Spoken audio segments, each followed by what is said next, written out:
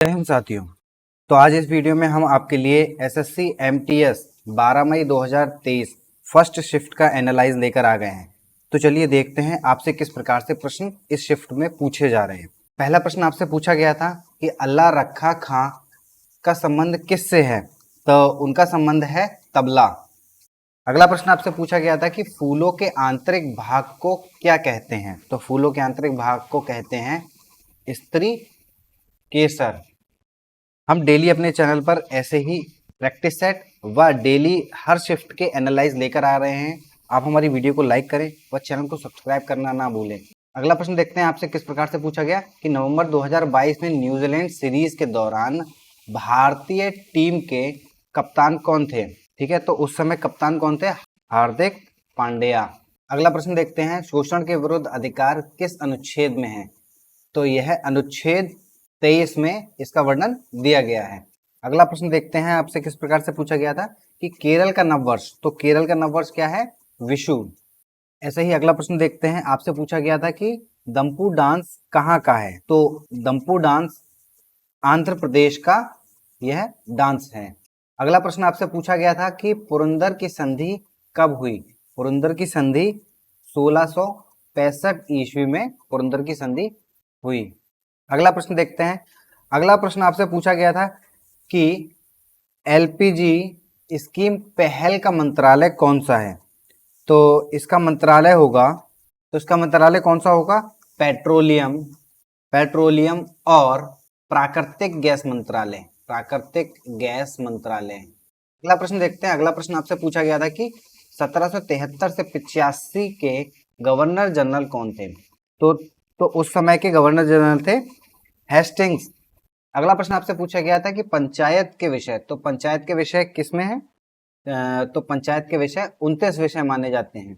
ठीक है। अगला प्रश्न आपसे पूछा गया था कि लौह स्तंभ कहाँ है, तो लौह स्तंभ नई दिल्ली में है।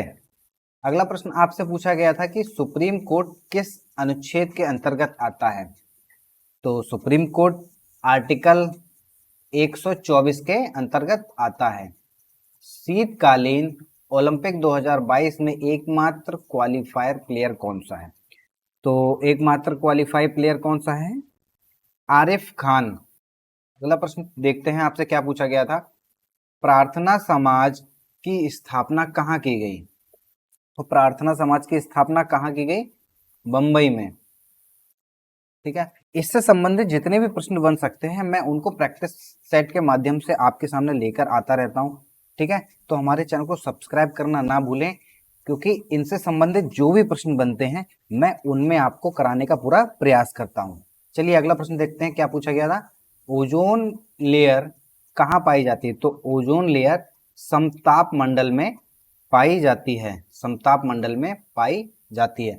अगला प्रश्न आपसे पूछा गया था कि भारतीय सीमा पर सड़क किसके द्वारा बनाई जाती है, तो भारतीय सीमा पर सड़क BRO के द्वारा बनाई जाती है। अगला प्रश्न है फातिमा शेख का संबंध किससे है, तो फातिमा शेख का संबंध यह है कौन? महिला अध्यापक। तो अगला प्रश्न आपसे पूछा गया था कि देश में उत्पादित वस्तुओं पर कर।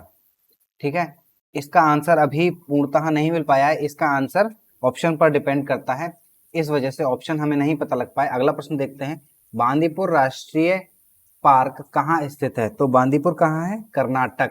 जनसंख्या घनत्व कैसे मापते हैं, तो जनसंख्या घनत्व 382 व्यक्ति प्रति वर्ग किलोमीटर, इस प्रकार से जनसंख्या घनत्व को मापा जाता है। ऐसे ही अगर बात करते हैं मंत्र शास्त्र की, तो इसके ऑप्शंस नहीं पता लग पाए। अगर ऑप्शन में आदि शंकराचार्य आपको दिया हो तो वह इसका आंसर होगा। अगला प्रश्न देखते हैं कि पद्मावत किसने लिखी, तो यह क्वेश्चन तो आपको पता ही होगा कि पद्मावत मलिक मोहम्मद जायसी द्वारा लिखी गई। अगला प्रश्न देखते हैं। अगला प्रश्न पद्मश्री से संबंधित एक प्रश्न था। ठीक है, इस शिफ्ट में एक प्रश्न पद्मश्री से संबंधित आया था।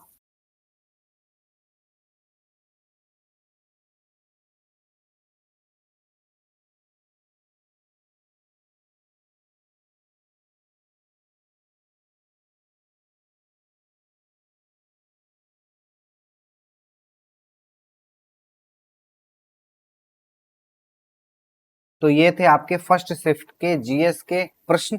आप इससे अनुमान लगा सकते हैं कि आपकी तैयारी किस प्रकार चल रही है वह किस प्रकार से प्रश्नों को पूछा जा रहा है। एसएससी बार बार कुछ प्रश्नों को रिपीट कर रही है, तो आप प्रश्नों को जरूर देखें, एनालाइज जरूर देखें।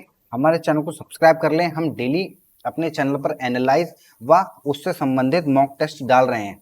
इस वीडियो को देखने के लिए धन्यवाद। आपका दिन शुभ हो।